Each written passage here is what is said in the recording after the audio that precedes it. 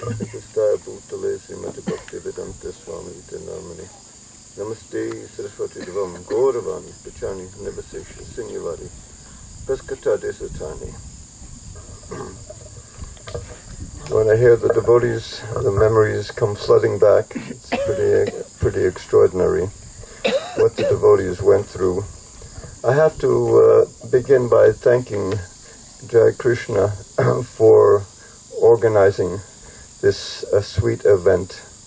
And in the same instance, I also have to thank Kirtananda for organizing the original event. But I came myself with the Chicago devotees.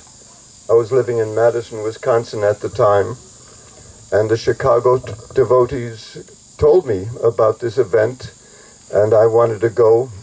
We drove all night long. We got here early in the morning. It was just right before breakfast. And then I got on the breakfast line, and they were serving out the breakfast. And the devotees here, they all had their own little bowls and plates to take prasadam with. But I had nothing. I'm just a guest getting online. And when I got to, the prasadam, they said, they looked at me and I looked at them. I didn't have a plate. I said, where can I get a plate? And they said, go look over in that barrel. There's a big pickle barrel. Go look over in that barrel. And so I went over there, and talking about being austere, I went over, and it was a barrel filled with broken glass. And I was picking through the glass, and I found one jar that was not broken. And I just kind of like circled the top of the jar to make sure there was no jagged edges. And I cleaned it out, and I got back online. And so this was my first experience here in New Vrindavan. And I must say, I must give a testimonial that over the last 50 years, since 1972, the guest services have improved tremendously. One thing that Kamalavati read from that little book, it's quotes by Prabhupada about Sankirtan, the importance of Sankirtan. And also, not only that, but the importance of establishing these type of communities. There was one quote where Prabhupada is encouraging the devotees to do Sankirtan because this world, he says, is on a suicide course. That's a pretty heavy remark, that this world, it's on a suicide course. And elsewhere, he explains that this civilization is a soul-killing civilization. So these are very grave statements by Prabhupada, and we can see the need. And he practically, over the last 10 years of his life, he drove himself practically into the ground, traveling all over the world, encouraging the devotees to start these communities, to distribute his books. At one time, when we were building the palace in the mid-70s, all around the movement, the people, the devotees, they thought we were in some heavy illusion, some heavy maya, because Prabhupada was encouraging all of the temples to go out and distribute books. And so the other temples around the movement, they were saying, well, what are you building this building for? Why don't you go out and follow Prabhupada's instructions and distribute the books?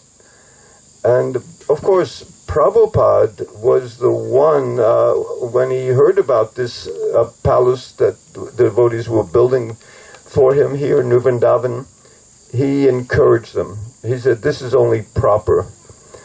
And so it's pretty extraordinary how there was this tension, like who was saying that Varshana, that New Vrindavan wasn't, they weren't allowed to speak about New Vrindavan at other temples. And so I must say, though, that several devotees who were with, came at that time in 1972 for this Bhāgavata-dharma discourse, and that they first came to New Vrindavan and they stayed on. And I think Varshana was one of those devotees who came at that time. Mother Rupa was another person that came to New Vrindavan at that time and stayed on. And even Bhakta Nick also came to attend the festival here, but he didn't get a chance to attend the festival. He didn't stay on at that time. He moved back later on. But when he got here, there was a devotee that rode down on horseback from the old Vrindavan farm, and they were shouting, "Is there a doctor? Is there a doctor?" And Dr. Nick volunteered himself, and the devotee said, "Well, you got to come up to the old Vrindavan farm. There's one of the ladies that are giving birth, one of the mothers." And so he went up there, and he spent several days up there. He missed the Janmashtami celebration and the Vyasa Puja celebration, tending to devotees, a devotee mother and a devotee newborn child. And so this is what just kind of happens at New Vrindavan. Sometimes you have to do the needful, do some emergency work. And so I remember, one of the most memorable things, I think Varshana already mentioned this, but it was on Vyasa Puja, Srila Prabhupada's Vyasa Puja, and there was a reporter, this New York Times reporter actually interviewed Prabhupada, and there was a great article in the New York Times about this event that took place here in New Vrindavan in 1972. And so here, I think that reporter from the New York Times, or maybe another reporter, but they asked, after seeing how the devotees were honoring Prabhupada, they asked, do you compare yourself to, how do you compare yourself to Jesus Christ? And again, Prabhupada said that Jesus Christ is the Son of God, and I am the dog of God. And that struck me really powerful. And I've been looking for that quote. And there's an article online. You can find all of these talks that Prabhupada gave here over the Bhāgavata-dharma discourse online. But it doesn't have that question and that response in for that day, for that Vyasa Puja homage. And so in closing, I just, of course, I was there also, I was outside. The temple down here at the bottom of the hill, it was just recently completed. They bought an old farmhouse in 1971 here, and bringing them down from Vrindavan. Nobody bothered anybody in Vrindavan because they were alone up there, and you have to walk 2 miles through the forest on a little narrow road to get up to the top of the hill. But here in West Virginia, people don't, in those days, actually, in the 60s and 70s and 80s, people didn't take very kindly to outsiders, people with strange ideas. And sometimes they would, and there were bars all around the hills here in West Virginia. There was one bar up the road. And after people got drunk, then they would drive around and harassing these new people that were here. We were one of the groups, the main target. And they would drive by and they were shooting their guns and yelling and cursing. And so one night, there was one fella, Billy Aston. He was a neighbor, just lived half a mile down the road. And he was out in the parking lot throwing rocks and cursing and yelling at the devotees. Nobody was around. It was late at night. There was a few devotees.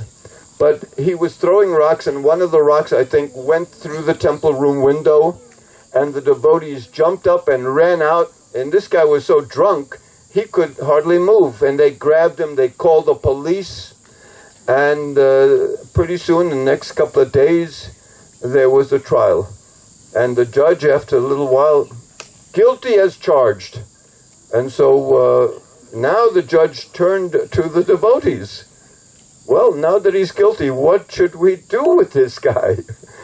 And, the devotee said, and Prabhupada had written a letter that here in New Vrindaban, he wanted the New Vrindaban community to make the entire state of West Virginia Krishna conscious.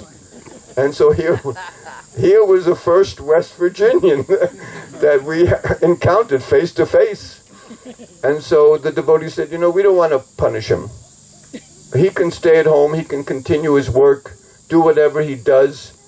The only thing he has to do for reciprocation, we have a big Sunday feast at around 1 o'clock every Sunday. We have chanting, we have a reading from the scripture, we have a big feast. All he has to do is attend the Sunday feast for 6 months. And the judge was amazed.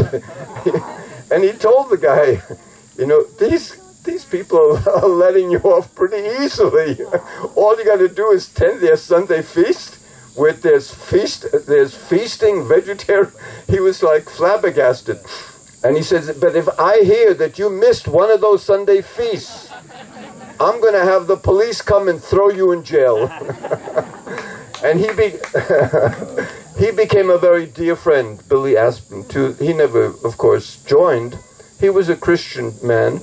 He passed away just quite recently, at the age of 72. He had lived down the road for all these years, and sometimes he came to visit the community and brought his guitar and chanted Hare Krishna with the devotees.